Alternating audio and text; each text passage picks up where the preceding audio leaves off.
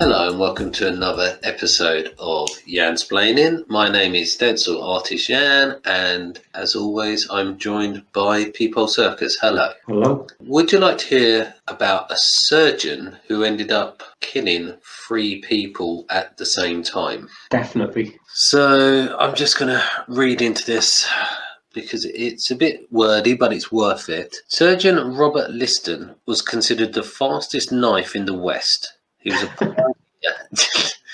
That's not the best. That's not what you want to be known for already, is it? No. If you went into a hospital and you were going in there for to get your skin bum lifted, yeah, or you're going to get your boob job done, or you're going to get your tonsils cut out. The fastest. Oh, who's doing the surgery? Oh, the fastest knife in the West. Can I not have best? Yeah, the slowest. Can I have the man with the most unshakable hands in the West? He was a pioneer in speed. I was just going to say, you don't want Michael J. Fox. You don't want to be turning up and Michael J. Fox comes out. And he's assisted by the baboon from the South African Railway.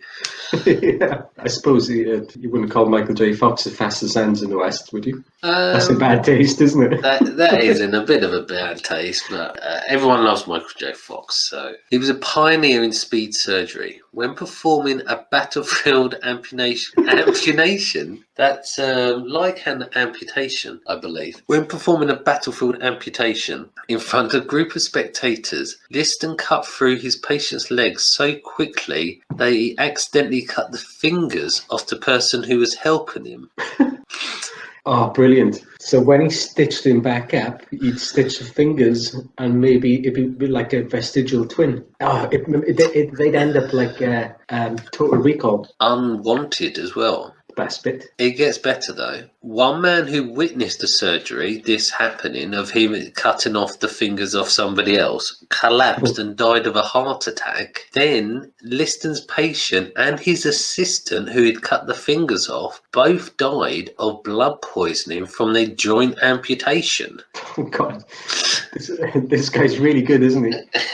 That's what happens when you're the fastest knife in the West, you see. Yeah, so it didn't matter if he just killed everybody, it's just he's quick. Yeah, he doesn't say that he keeps them alive, he's just he's like a slasher. So I don't know, so some people, what it's like, you go to the doctor and you just like, I just want to get this over with. So you go to the quick one and it is over with. Literally, pretty life quick is well. over. Yeah. But yeah, he managed to kill 3 people while only trying to perform surgery on 1. Fair play. He's like the old Harold Shipman. Yeah, I didn't think about that. Yeah.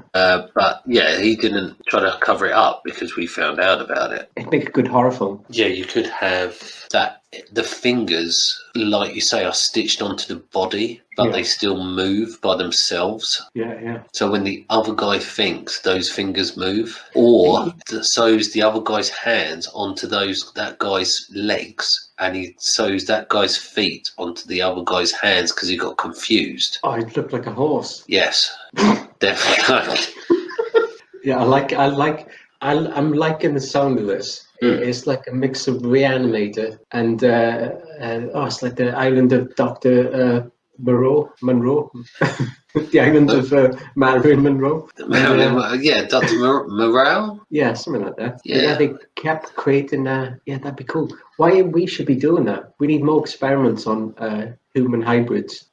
Well, allegedly they do that at Porton Down. Allegedly. We can't confirm or deny that case. That's just the inbreeding in that town. Small town. That's where maybe that's where those blue people that we talked about the other time come from. I'm going to move us on to somebody I'm not entirely certain that you believe exists. Frank Oz. Charles Darwin. Oh, yeah. That guy. So I know you're not keen on his ideas because you're like, every finch looks the same to me. Yeah, I don't believe a word of that guy. I don't believe his Father Christmas stories he tells. Father Christmas? Yeah, it's fairy tales. What, Charles Darwin? Yeah. Charles Darwin invented evolution, well, found out evolution, wasn't it? Yeah, exactly. Darwin, full of shit. You didn't like his Christmas stories, and you don't like his thing about finches. Yeah, bullshit. Did you know he actually invented something, though? Beards? He invented the wheeled office chair. Well, he invented a computer chair before computers. This is even worse than fire and fireworks. Yes. Sorry, gunpowder and guns. Fire and fireworks. Yeah, no, but I think fireworks came before fire, didn't they? Yeah. Then they tried to sell us fire, like it's a big deal. It's like, Chinese have had them in fireworks for ages. They were like, we sold you all these fireworks, but you need this fire to make them work. You see, that's the name. That's the clues in the name. That's where the evolution falls down. Like I said, full of shit. Well, allegedly, it's in what I've heard that he invented the first office chair. Before that, they were all rigid, just sat on the floor. I can't believe this is true. That they're saying here that he would have to go through the rigmarole of walking around the office. He reinvented the chair. With wheels. I don't know about this one, to be honest. This sounds a bit suspicious to me because wasn't he on a boat going to Madagascar or somewhere? Exactly, like he's wheeling himself from one end. Go, oh, look over there. There's a dodo. Wheels himself down so he invented wheelchairs. Yes, that's what Charles Darwin's trying to claim that. I don't believe him. And for a start, he'd trap his beard in the wheels and he'd fall over. Well, we know what happened to the man with the world's longest beard. He died in a fire because he tripped over his own beard. Probably the same guy. I'm going to go slightly back in time, away from Charles Darwin now, back to ancient Egypt. Pharaohs used to use their own slaves as fly catchers. I would insist that they do it with their tongues like lizards. That'd be great. Well, if you were the pharaoh, you could probably ask them for that. Or chopsticks. Chopsticks. They would lather their slaves in honey, which would attract any flies to their slaves rather than themselves. Good idea. I never thought of that. I might start doing that to people around on a hot day. What, sticking some honey on them and then be like, no flies near me, there's no fly. Maybe that's where the whole no flies on you comes from. It does. Let's just say it does. Yeah, that's now the official history of that. Take that, Charles Darwin. We're making our own evolution. I would have smothered Darwin with honey as well. Watch him wheel about. See how he likes that? How fast can you wheel against the flies? Against how many flies does it take to stop somebody on a wheeled office chair? I'd love to see that. Write down the book as well.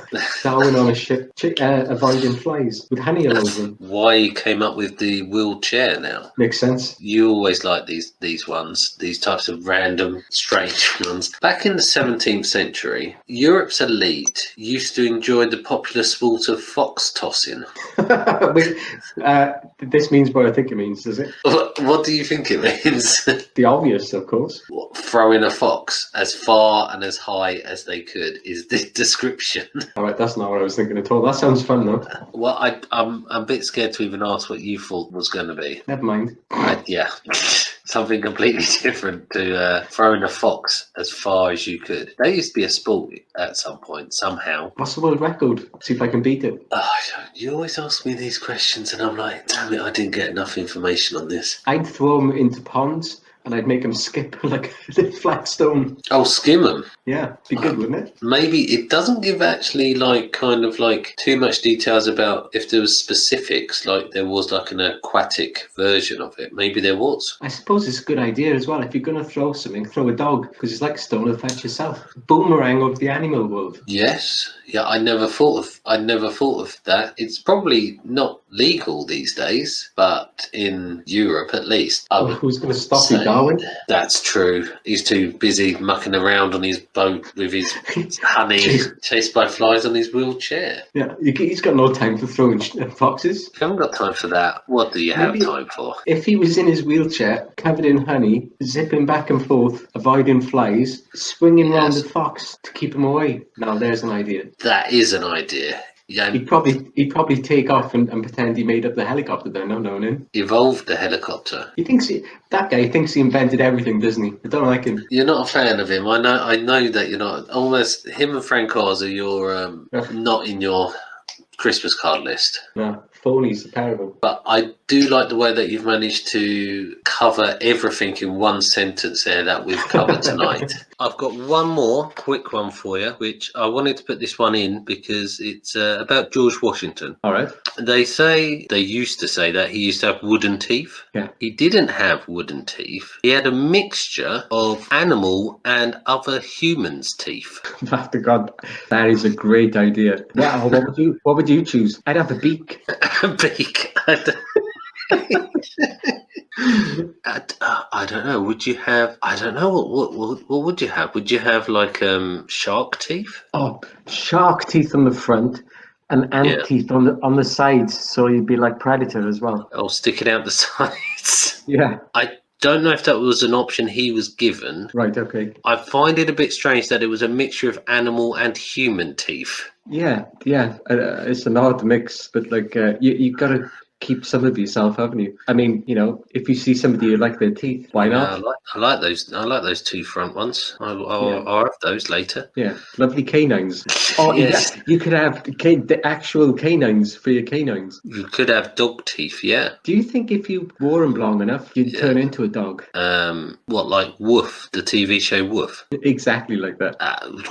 Quite possibly. We'd have to do an experiment like they did with the snails. What? They did that experiment with snails to see how long snails slept for, and it was something like 10 weeks. All right, yeah. And somebody watched a snail for 10 weeks. Yeah, who's the lazy one? That's it. It's hard to tell, isn't it? It's like you're pretty lazy to watch. That's your job. Proper boring. Not the best job. Well, you could have, to steer away from the snails, going back to the teeth, you could have boar teeth and have them coming up from the bottom. Tusks. I like it.